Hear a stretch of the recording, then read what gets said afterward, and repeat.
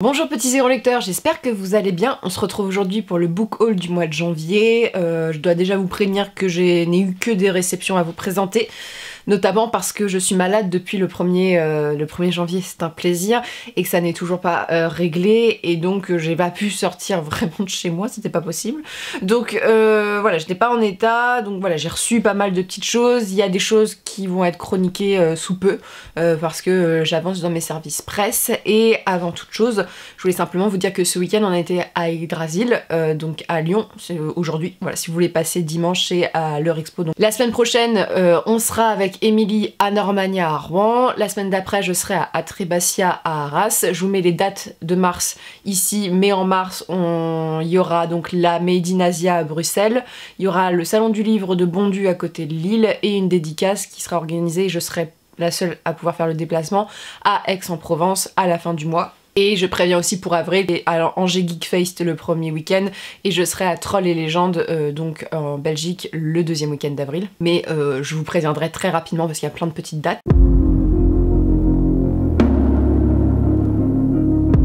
Aujourd'hui, je vais vous présenter pas mal de petites réceptions dans des genres assez différents. Je vais essayer, ça va être mis en place je pense cette semaine pour vous, de noter maintenant par une pastille quand je vais avoir des services presse quand je vous en parle, parce que souvent à l'oral j'oublie, je les mets en barre d'infos mais ça m'arrive de les oublier à l'oral, comme ça ça va être plus simple, je trouve ça plus transparent vis-à-vis de vous, sachant que les services presse, voilà, moi je n'ai pas de problème pour critiquer les livres, vous avez dû vous en rendre compte.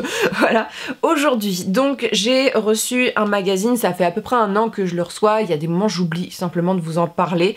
C'est le magazine Lire Magazine, donc de lire, voilà, qui tous les mois a un dossier. Donc aujourd'hui c'est le dossier sur la résilience, les livres qui nous font vraiment du bien.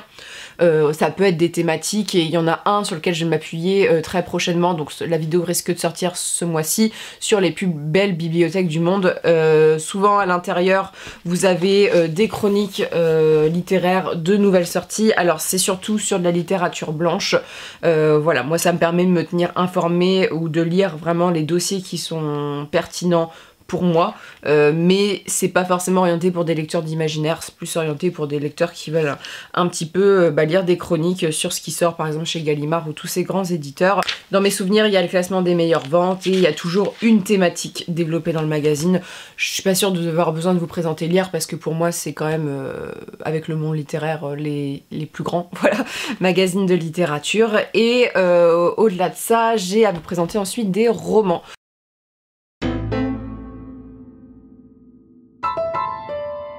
C'est pas forcément très drôle. Il y a des éditeurs là depuis quelques mois qui m'envoient des livres que je ne sollicite pas.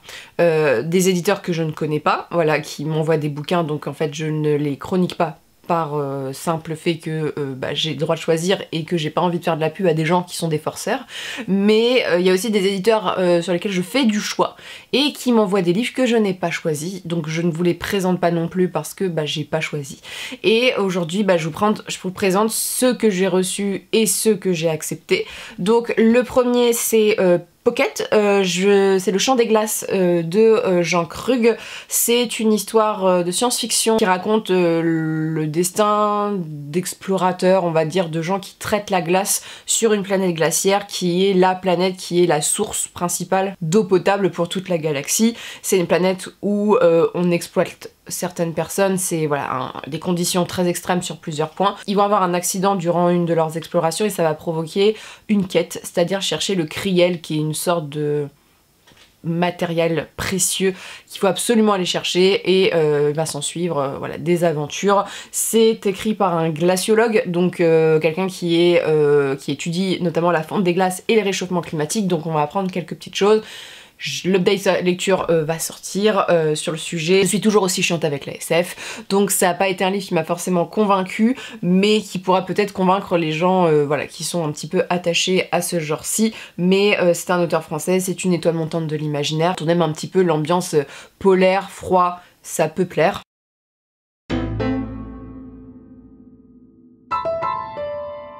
Alors ce livre-ci, tout simplement, je ne sais plus si je l'ai demandé, je ne crois pas, parce que quand je l'ai reçu, je me suis dit, j'ai jamais vu ce bouquin, mais vu la fatigue accumulée de la fin de l'année, et vu comment j'étais malade, et que je suis encore malade, mon cerveau ralentit. Je ne sais même plus m'habiller correctement, actuellement, mais je l'ai eu, je me suis dit, ça me dit absolument rien, je l'ai gardé, je vous le présente, parce que il me fait envie en fait. En lisant la 4e, je me suis dit bon, il me fait envie, je vais le présenter. C'est une nouvelle maison d'édition, du moins c'est une collection dans une maison d'édition avec laquelle j'ai jamais travaillé, je ne crois pas.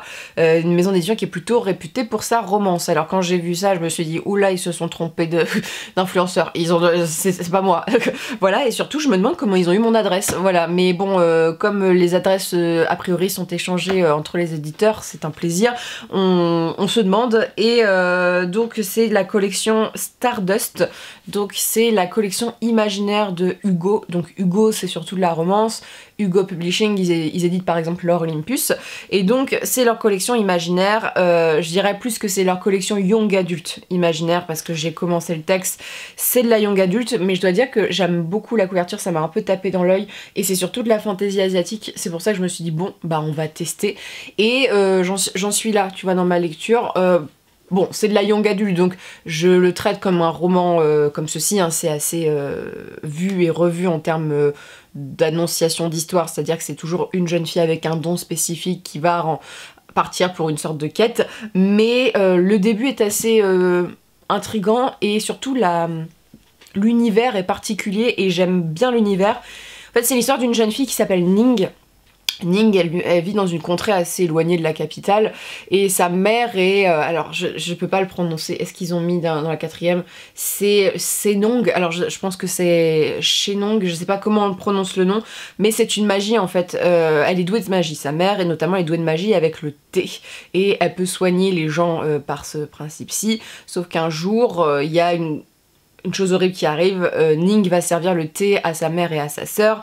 Quand elle va le servir, elle va voir une sorte de serpent qui apparaît au-dessus, mais elle y prête pas forcément attention, et sauf que le thé est empoisonné. En fait, on apprend qu'il y a eu du thé empoisonné un petit peu partout dans le pays, et donc sa mère décède, et sa mère réussit à sauver, du moins à contenir le poison de sa sœur, sauf que sa sœur est toujours très malade, et Ning s'en veut terriblement, voilà, parce que c'est pas de son fait, et c'est la main qui a servi le thé, et elle va donc partir pour la capitale parce qu'il cherche donc le porteur de magie, le prochain porteur de magie de la capitale, et elle part là-bas, et là-bas va faire la rencontre d'un jeune homme qui n'est pas celui qu'il prétend être. Alors c'est assez cliché, voilà, avec la petite romance et tout ça, mais l'univers est assez chouette au niveau du thé, ça tourne énormément autour de la bouffe, c'est assez réjouissant, et surtout c'est particulier mais c'est intéressant. En fait, le contexte est original, l'histoire pour l'instant l'est pas tellement que ça. Ning est assez attachante, c'est comme les filles qui sont belles mais qui ne savent pas qu'elles sont belles, elle est douée mais elle sait pas qu'elle est douée, et là voilà, je suis au début, ça se met vraiment en place. Alors c'est une série, j'ai vu qu'il y avait déjà un tome 2, je ne sais pas si ça va être une trilogie, mais c'est les couvertures américaines qui ont été prises françaises, mais je trouve que l'ambiance chinoise pour de la young adulte est assez bien retransmise. Voilà, il y a vraiment un truc d'ambiance qui fait que le texte est sympa. C'est pas prise de tête, ça me fait une pause. Voilà, moi qui suis malade, j'ai un peu de mal à lire des livres compliqués.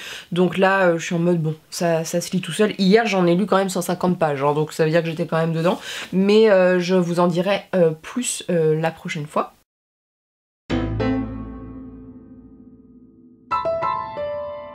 Je suis de nouveau partenaire cette année avec cette maison d'édition, voilà, parce que j'aime bien leur travail. Je vous présente donc mon petit chouchou. Là, il y aura un update lecture sur la trilogie. Voilà, je vous la présenterai en entier.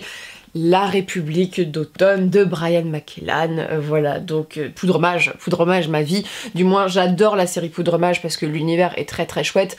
On va suivre dans le premier tome le coup d'état de Tamas, qui est un général qui va faire couper un peu les têtes de toute la royauté, qui a un peu vécu très bien alors que le peuple se meurt. On va suivre le fait de faire un coup d'état et de reprendre les rênes d'un pouvoir. En parallèle, il y a un enquêteur de police qui subit du chantage, un royaume qui essaye d'envahir le royaume où ça se passe, et des dieux qui essayent de revenir sur le devant de la place, avec bon nombre de personnages, mes petits chouchous. La particularité de cet univers, c'est que c'est de la fantaisie napoléonienne, moi j'appelle un peu ça comme ça, mais c'est de la fantaisie à fusil, voilà, d'armée, c'est beaucoup de politique, c'est beaucoup d'armée, de tactique, voilà, moi j'aime beaucoup ça, et je m'attache aux petits personnages parce qu'ils sont gris, ils font des actions qui sont pas très sympathiques, mais ça va être très très chouette. J'espère que la fin va être en apothéose parce que je n'attends que ça. Mais mon petit Daniel a intérêt de survivre parce que sinon je vais pas m'en remettre. Mais j'aime beaucoup, et voilà, j'espère que Brian McKellan reviendra pour les Imaginales cette année, je croise vraiment les doigts, parce que l'année dernière il avait été malade et il avait pas pu venir et ça avait été ma tristesse. Donc ouais, j'ai très très hâte, et j'espère que Léa va publier d'autres séries de lui parce qu'il a écrit d'autres séries aux États-Unis, et ça a été voilà, une excellente trilogie pour moi. Je sais qu'elle ne plaît pas à tout le monde, faut vraiment aimer le côté tactique, guerroyant et tout ça, mais moi ça me parle, c'est de la fantaisie, de la baston, voilà, j'adore ça.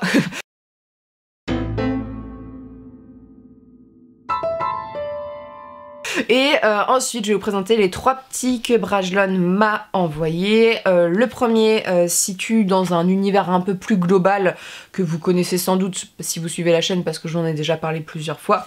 Enquêteur du Pays des Merveilles, c'est donc un recueil de nouvelles qui se situe dans l'univers du Paris des Merveilles, Paris Tour Eiffel, Paris Belle Robe, Paris avec des mages, des chats volants, des fées qui se côtoient avec les humains, et on suit donc des enquêtes, et là c'est vraiment des enquêteurs, que ce soit des professionnels, des journalistes, des gens qui n'étaient pas là du tout au bon endroit au bon moment, qui vont devoir résoudre des vols, des disparitions, des meurtres. Voilà, je vous en dirai un peu plus en update lecture. C'est totalement du fanservice sur l'univers de Pierre Pével qui a un métaverse, hein, c'est-à-dire qu'à partir du moment où tu as plus de livres en dehors de ta série principale, c'est que tu as un métaverse. Donc voilà, il y a des BD, il y a les petites nouvelles et tout ça. Il y en a une de Pierre Pével avec d'autres avec des auteurs qui ont déjà été publiés, comme par exemple Benjamin Lupuche et Brajlon, ou des auteurs qui sont peut-être publiés mais que je connais moins, donc voilà, il y a des plumes plus ou moins connues, ça sert un peu de petit tremplin. Les couvertures sont toujours faites par Xavier Colette, elles sont toujours super belles,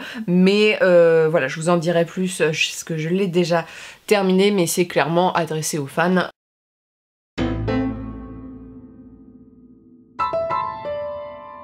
Ensuite, réécriture un petit peu particulière qui va plaire ou non, c'est-à-dire que il faut, je pense, décrire un peu plus le livre pour que les gens savent dans quoi ils s'embarquent, parce que je trouve que la 4e vend un petit peu du mensonge.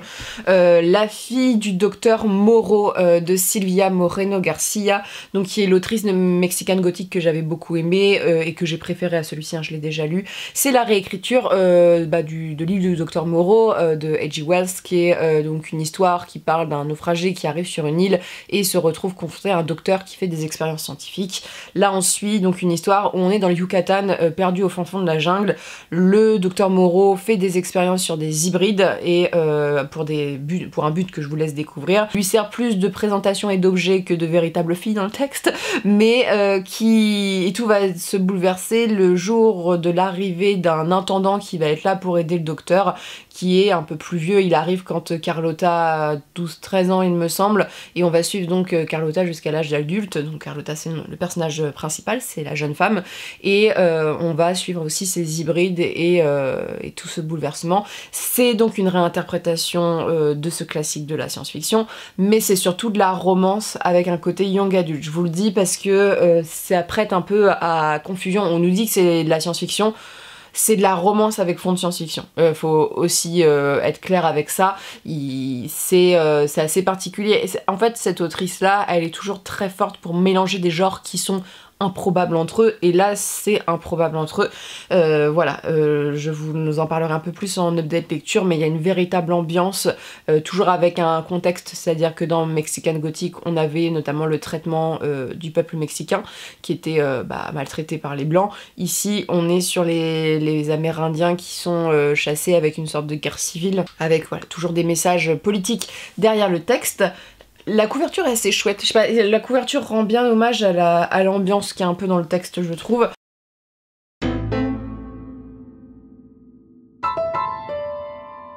Et ensuite, alors celui-ci je ne l'ai pas encore lu, je pense que je le lirai à la fin de la semaine, Sherlock Holmes et les 3 hivers. Donc c'est toujours la collection Sherlock Holmes. Alors là on est sur James Lovegrove. J'en ai plusieurs dans ma bibliothèque que j'ai terminé.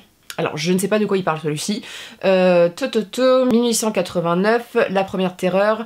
L'élève d'une école privée au cœur des marais du Kent, bien connu du docteur Watson, est retrouvé noyé dans une mare. Super. Serait-ce le résultat d'une malédiction lancée par une sorcière 200 ans plus tôt? On est 1 an après, il y a un homme qui succombe à une crise cardiaque dans sa maison à Londres. Est-ce que c'est des fantômes qui ont agi? Et 1894, un cadavre est découvert dans un manoir du Surrey. Est-ce que c'est un cannibale? Donc c'est 3 crimes liés. Ces livres-là ont pour principe de mélanger un peu de fantastique et les enquêtes de Sherlock Holmes avec voilà, des grandes enquêtes qu'il a eues. Donc là j'ai hâte de voir ce que ça va donner. Il est très beau en bleu comme ça, j'aime beaucoup. Donc c'est vraiment les collections, vous savez, un peu steampunk argenté. Lovegrove, c'est de la détente, c'est-à-dire qu'il faut pas chercher à avoir un livre extrêmement bien écrit ou extrêmement profond. C'est vraiment des petites enquêtes sans prise de tête adressées à des fans de Sherlock tout en n'ayant jamais la prétention d'atteindre le niveau de Conan Doyle, tu vois. C'est plus, voilà, on mélange 2 univers qui a priori n'ont rien à faire, parce qu'en plus Sherlock Holmes il est quand même très terre à terre, et on essaye de faire voilà, ces petites enquêtes qui sont un petit peu frissonnantes pour cette époque hivernale, parce qu'il fait un froid de canard depuis une semaine. Ça va être très chouette, mais j'adore cette couverture. Pour le coup, je trouve elle est vraiment belle. C'est une des plus belles qu'ils ont fait dans cette collection-ci. Mais ça a été les petites réceptions de ce début de l'année, et n'hésitez pas à me dire vous ce que vous avez acheté ou ce que vous avez lu pendant ce mois-ci, si vous êtes intéressé par certains de ces livres, voilà, ou si vous avez des questions, je suis toujours là pour répondre. Et sur ce, je vous souhaite de très bonnes lectures et une très bonne journée.